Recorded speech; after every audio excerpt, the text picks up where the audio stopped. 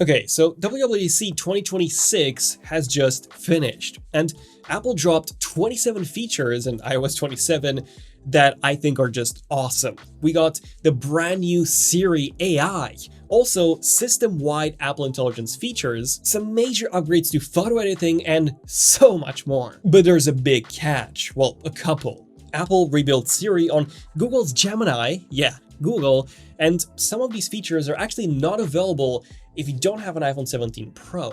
More on that later. So here are all 27 things that really impressed me from iOS 27, including a few that no one is really talking about. At number 1, we have platform improvements. You see, iOS 27 is indeed the snow leopard of iOS, just like in the leaks. And this is actually huge because apps, for example, now open up to 30% faster than on iOS 26. And that also includes third-party apps like WallpaperZ. Honestly, I think this is so much needed because iOS 26 was one of the buggiest releases I've ever used. At number 2, the craziest part, the iPhone 11 is still supported. A phone from 2019 is still getting support going into 2027. That's insane. Then number 3 is all about speed. AirDrop transfers are also 80% faster.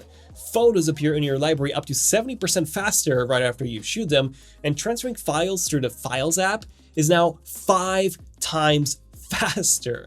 All thanks to a new CPU scheduler. At number 4, guess what? No more manually switching between Wi-Fi and cellular because iOS 27 only switches to Wi-Fi when it makes sense. So it won't connect to a store's Wi-Fi just to drop you seconds later. And when it does, it's actually much faster than before. Number 5 is quite small, but I do love it. There's a new loading bar when sending large files or videos in iMessage, and your chat won't freeze while the video sends. Pretty cool. Number 6 is one that a lot of people wanted ever since iOS 26 launched, and that's a liquid glass slider, finally. So now you can precisely adjust how tinted liquid glass should be, if you want it transparent or fully opaque.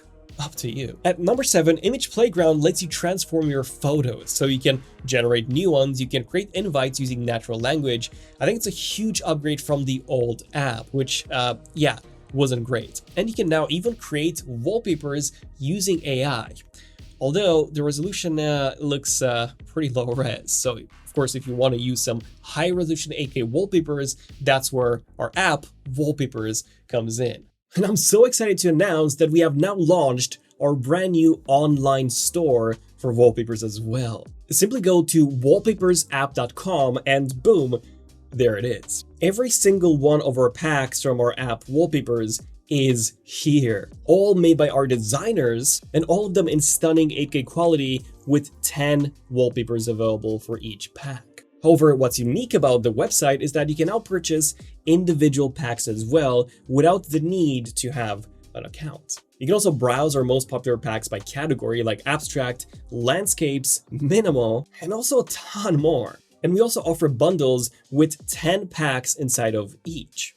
I've also made my own bundle called Daniel's Bundle, and here I've selected 10 packs that are my favorite from our app WallpaperZ. And for the next 7 days only, we offer a limited time 50% launch sale discount on anything you purchase from our website. So simply go to wallpapersapp.com to check it out. Okay, now at number 8, another feature that we've been waiting for years is custom EQs for your AirPods. Finally, you can now adjust how the AirPods will sound like when you put them in. Number 9, this is seriously overdue. Search has been completely rebuilt from the ground up. So iOS now indexes everything instantly. So everything should be much faster and much more accurate than before, including in the Mail app, which has been broken for quite some time. Number 10, here's a few smaller but still notable upgrades. Cycle tracking gets some pretty big improvements. Then we also have iCloud shared albums that actually work in Android and in full res now, and Flyover in Maps gets a huge upgrade with much higher resolution buildings and objects that are now in full 3D view. At number 11, we have what your kids can't see. We now have new parental controls, so you can choose which apps they can access and also for how long.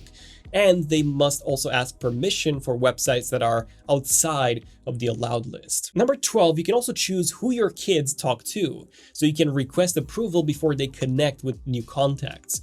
iOS 27 also automatically blocks nudity, graphic or violent content in messaging apps, and also FaceTime calls. Number 13 is what your kids have access to. So you can have custom schedules and also screen time limits by category with different rules for weekdays, weekends, or school hours. Now, stay with me because from all the AI announcements, number 15 is actually the one that you probably came here for.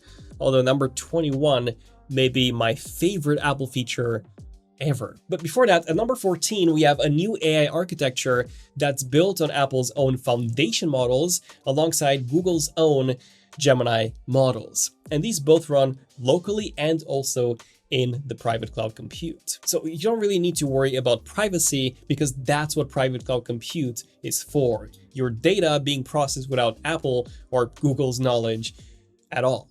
At number 15, we have the big one that you're all here for, and that's the new Siri 2.0, also called Siri AI.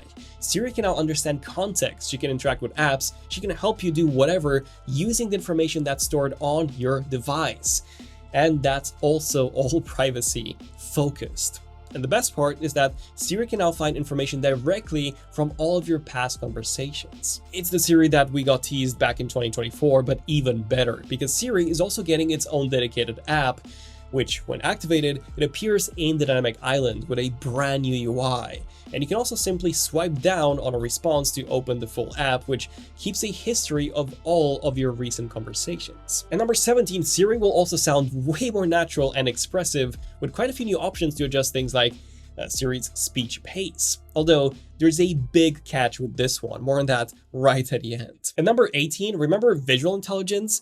I always used to open it by accident holding the camera control for too long. Well, now it is built into the camera app with its own Siri tab. So you can snap the bill at a restaurant to split it with your friends, or you can, take a photo of a meal to automatically count its calories. And number 19, we have Write with Siri. So that's a new system-wide voice typing way of interacting with Siri. You can, use your voice, you can type, and that's how you can interact with Siri anywhere you are in iOS. That can be third-party apps, first-party apps, and you don't need to use your voice, you can just type to her whenever. And of course, you can ask it to do pretty much anything.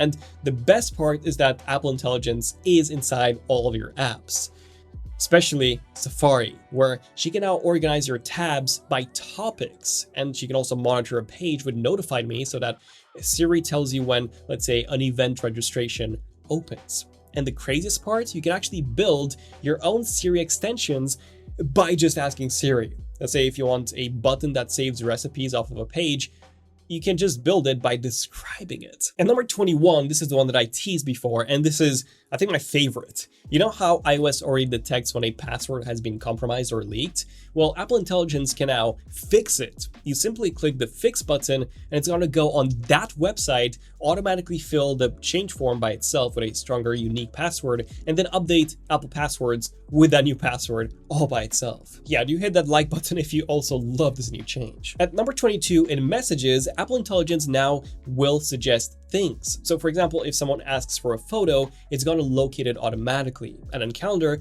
you can just describe an event in plain English, and it's going to create it with all the location and contact info that you need. But I think number 23 is even better because Apple Intelligence also works in the phone app. So let's say that you're calling an airline to change your flight.